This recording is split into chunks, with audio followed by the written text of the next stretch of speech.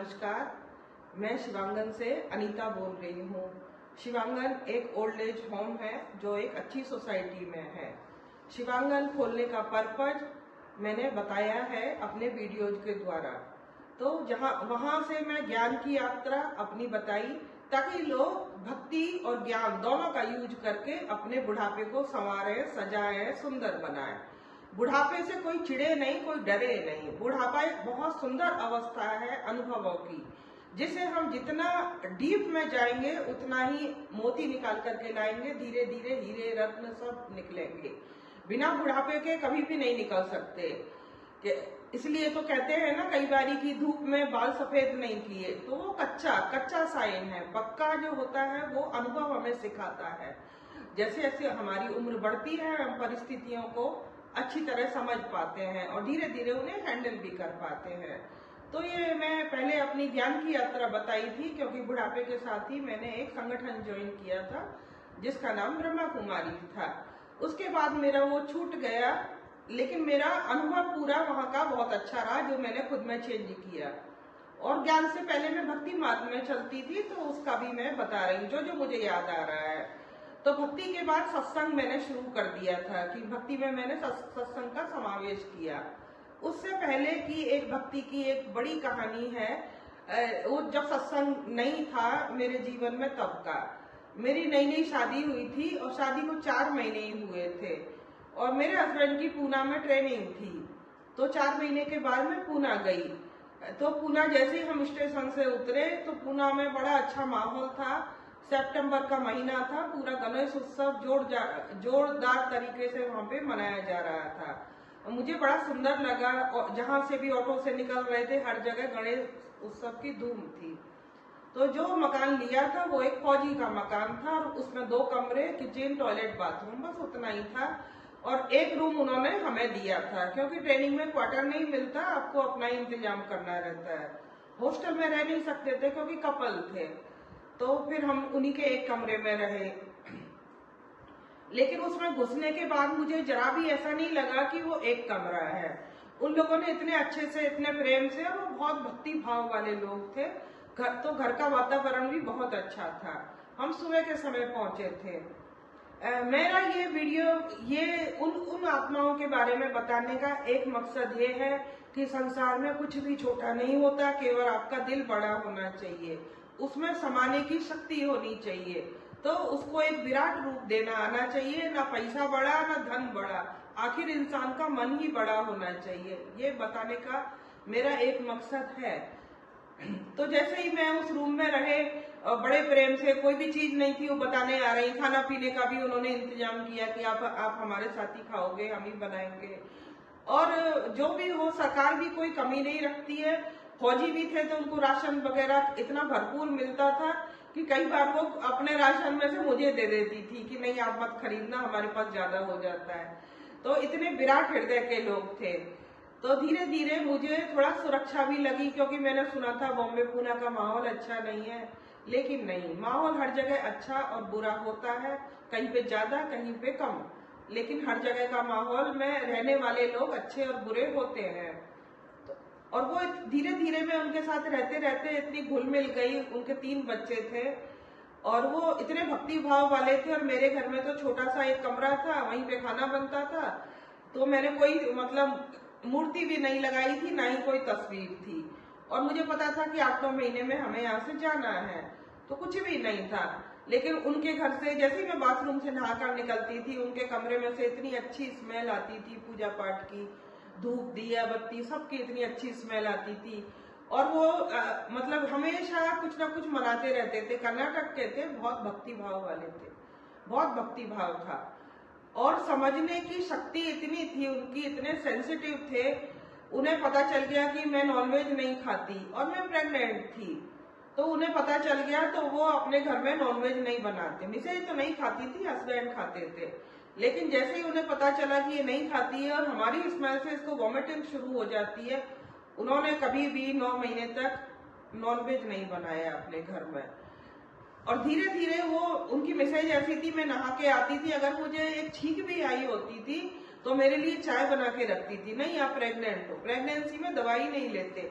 तो आप चाय पियो, और मैं चाय छोड़ चुकी थी, तभी भी वो मुझे जबरदस्ती चाय पिलाती थी। तो मुझे ऐसा लगता था कि मतलब एक माँ बाप छूटे कुछ समय के लिए, लेकिन वो वहां पे मुझे कभी भी परायापन नहीं लगा। एक बार की बात है कि उनकी एक छोटी सी बच्ची थी 5 साल की, वो टॉयलेट में थी और मुझे पता नहीं था, क्योंकि छोटे बच्चे होते हैं तो दरवाजा बंद करके नहीं बिठाते, जनरली खोल के ही बिठाते हैं, आधा दरवाजा खुला था। मैंने जोर से दरवाजा खोला, मुझे एहसास ही नहीं था कि बच्चा अंदर है, और वो बच्ची टॉयलेट में गिर गई।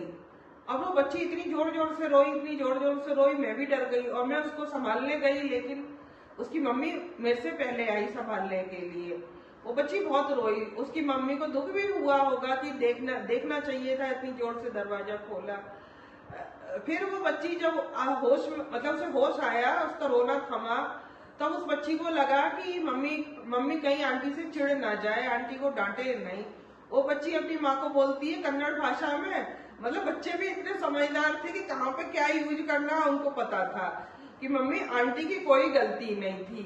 आंटी ने दरवाजा खोला तो आंटी को पता नहीं था कि मैं टॉयलेट में हूँ, तो मैं गिर गई, तो अब आंटी को कुछ मत बोलना। बाल्टी पकड़ी हुई थी तो बाल्टी में वो लगा होगा, बाल्टी सामने थी, उस समय तो बकेट ही यूज करते थे, तो सब था नहीं। तो वो बाद में फिर उसकी माँ हंसने लग गई, तो मैंने बोला इसने ऐसा क्या बोला कि यहाँ फंसे, कि बच्चे ने मुझे ये बताया। मैंने को लगा कि भाई बच्चों में भी सेंस था, ऐसा नहीं कि नहीं हो, ये नहीं कि आजकल जो बच्चे हैं सेंस की बहुत कमी है। तो धीरे धीरे हस्बैंड भी ऐसे थे, वो ड्रिंक करते थे, लेकिन मैं कभी बात करती थी, मैं धीरे धीरे उनके साथ खुल गई थी। मुझे कभी भी ऐसा नहीं लगता था कि ये फौजी है और ड्रिंक करे हुए हैं, लेकिन वो जैसे ही एंट्री होते थे और मैं कुछ बात करती थी कि तो वो हमेशा कहते थे जब वो ड्रिंक करे हुए होते थे कि बहन जी आज मैंने ड्रिंक कर रखी है, मैं कल बात करूंगा, और बहुत कम बात करते थे, हमेशा नीची गर्दन रहती थी। ठीक है भाई साहब। तो एक पीने वाला इंसान भी बुरा नहीं होता कि वो पीता है तो वो खराब है, ऐसी बात नहीं है। बिना पिए जो नशे में रहते हैं वो बहुत ज्यादा खतरनाक होते हैं। पीने वालों को पता होता है कि मैंने ड्रिंक की है, सेम केस मेरे भाई का भी था। पीने वालों को हमेशा पता होता है मैंने ड्रिंक की है, अपनी मर्यादा में वो रहना जानते हैं। लेकिन नहीं पीने वाले जो नशा करते हैं वो हमेशा नशे में रहते हैं, उनका नशा कभी भी नहीं उतरता और वो हमेशा बेइज्जती के लिए तैयार रहते हैं। दोनों में अंतर है। मन की अवस्था उस नशे को पचा लेती है आसानी से, लेकिन मन की अवस्था बिना पिए भी आपको नशे का रस देती है। तो एक तो ये था। दूसरी बात की वो हमेशा उनके घर में तीज त्योहार का माहौल रहता था, हमेशा। कब आज ये व्रत है, आज ये उपवास है, और वो हमारा खाना भी अपने ही साथ बनाते थे हमेशा। और सैटरडे संडे भी बोलते थे एक दिन आपके यहाँ एक दिन हमारे यहाँ। ईमानदार इतने कि आजकल अच्छे अच्छे वित्त मंत्री भी फेल हो जाएंगे, इतने ईमानदार। बोलते थे नहीं आप हमारे यहाँ 2 टाइम खाओगे, हम आपके यहाँ 1 टाइम खाएंगे। क्यों भाई? कि हमारे 3 बच्चे भी हैं ना, हम 5 लोग हैं, आप 2 लोग हैं। अरे मैंने कहा बच्चे सबके होते हैं, इतना हिसाब किताब ठीक नहीं है।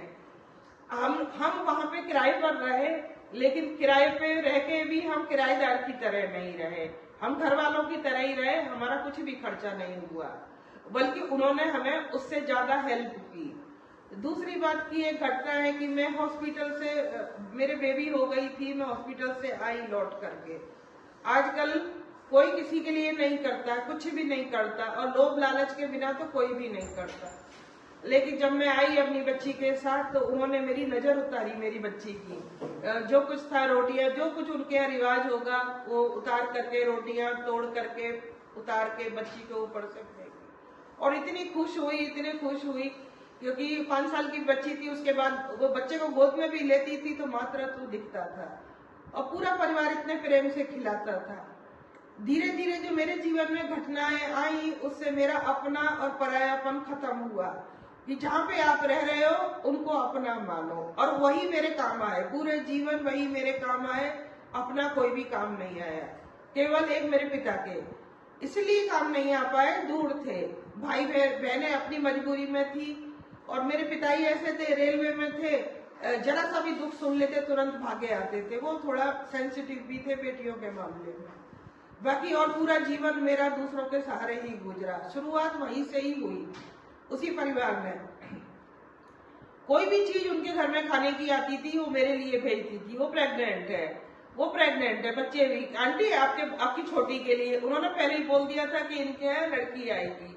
आंटी आपकी छोटी के लिए, आंटी आपकी प्रेगनेंसी में भी वो मुझे वही मान के खिलाते थे। एक और भी चीज मैं बताना चाहूंगी कि मतलब वो टॉयलेट साफ करती थी, और हमारे यहाँ पहले टॉयलेट का रिवाज ही नहीं था, सफाई के लिए स्वीपर आता था रेलवे क्वार्टरों में, कभी टॉयलेट साफ नहीं की। लेकिन वो हमेशा अपनी टॉयलेट बिल्कुल साफ सुथरी रखती थी, खुद ही करती थी। तो मुझे बहुत शर्म आती थी, एक ही टॉयलेट है, हम भी यूज करते हैं, वो भी करते हैं। तो मैं उनको बोलती थी कि ऐसा करो, जब आप नहाओ तो नहाने से पहले आप कर दो, और अगर मैं नहाऊं तो मैं कर दिया करूंगी। तो उन्होंने बोला कि नहीं, आप नहीं, आप प्रेग्नेंट हो। आपको, मैंने कहा नहीं, प्रेग्नेंट है तो क्या, और काम करते नहीं, अकेले रहते तो करते नहीं। लेकिन उन्होंने मुझे कभी टॉयलेट से हाथ नहीं लगाने दिया। इतना ऊंचा किसी का व्यक्तित्व हो सकता है, वो भी कम पढ़े लिखे इंसान का। लोग दो दो काम के लिए बहस पे तैयार हो जाते हैं, दो काम ज्यादा करना नहीं चाहता कोई भी। हमेशा इतने प्रेम प्यार से हम वहां पे रहे, ना तो मुझे कभी घर छोटा लगा, ना उनके पास पैसे में कुछ कमी लगी, भरपूर थे, एकदम भरपूर। और एक छोटे से कमरे में 10 बाई 10 के में मेरी सास भी हमारे साथ रहती थी। बाद में सास भी आ गई थी, मेरा भाई भी आया, वो भी रह के गया 1 महीने, मेरे मम्मी पापा भी आए, वो भी 1-2 दिन रह के गए, मेरे जेठ जेठानी भी आए। जहाँ पे एक टॉयलेट हो और उनके भी 5 लोग थे, इधर भी इतने थे, लेकिन कभी भी वो छोटा नहीं लगा। वो लोग हमेशा बोलते थे कि आप ना कोई आ जाते हैं तो इधर बिठा लिया करो, वो बालकनी में जाके बैठ जाते थे।